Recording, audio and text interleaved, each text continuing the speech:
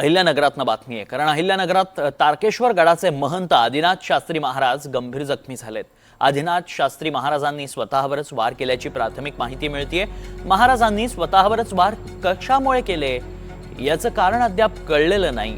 जखमी अवस्थेत अहिल्यानगर येथील खासगी रुग्णालयात उपचारासाठी त्यांना दाखल करण्यात आलं। सध्या त्यांची प्रकृती स्थिर असल्याची माहिती डॉक्टरांनी दिली आहे। पाथर्डी आणि बीड जिल्ह्यात महाराजांचा मोठा भक्त परिवार आहे। या घटनेनं भक्त परिवारात खळबळ उडाली आहे।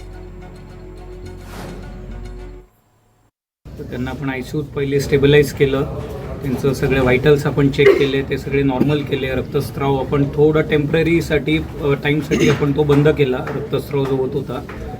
आणि मग आम्ही निर्णय घेतला की एक आपल्याला ऑपरेट करायला लागेल। ऑपरेशन पण इमिजिएटली इमर्जन्सी आपण ते प्लॅन केलं। भूलतज्ञ डॉक्टर पण आले, डॉक्टर सचिन लांडगे भूलतज्ञ डॉक्टर होते आपल्यासोबत। आणि ऑपरेशनमध्ये अगदी छान रीतीने आपण रक्तस्राव बंद करून ती जागा परत दुरुस्त नीट केली। ॲक्सिडेंटल इंजुरी जी झाली होती तिथे त्या टीममध्ये मी डॉक्टर स्वतः हर्षवर्धन तन्वर यूरोसर्जन, माझ्यासोबत doctor Aditya Damani, doctor Govind caste sir, हे सगळेजण उपलब्ध होते। आणि आता महाराज एकदम परिस्थिती चांगली आहे, आउट ऑफ डेंजर आहे।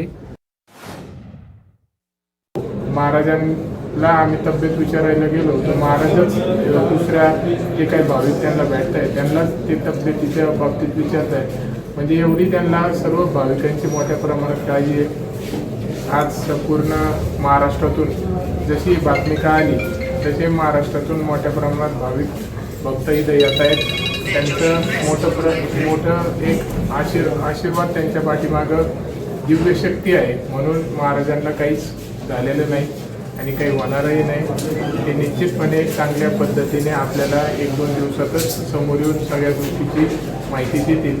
तर एवढीच विनंती मी करतो की आता ते सर्वांचे परमपूजनीय आहेत, आपल्या सर्वांचे मार्गदर्शक आहेत आणि आमच्यासाठी तर दैवत आहे। म्हणून कुणी अशा खोट्या त्यांच्याविषयी माहिती पसरू नये किंवा बदनामी करायचा प्रयत्न करू नये।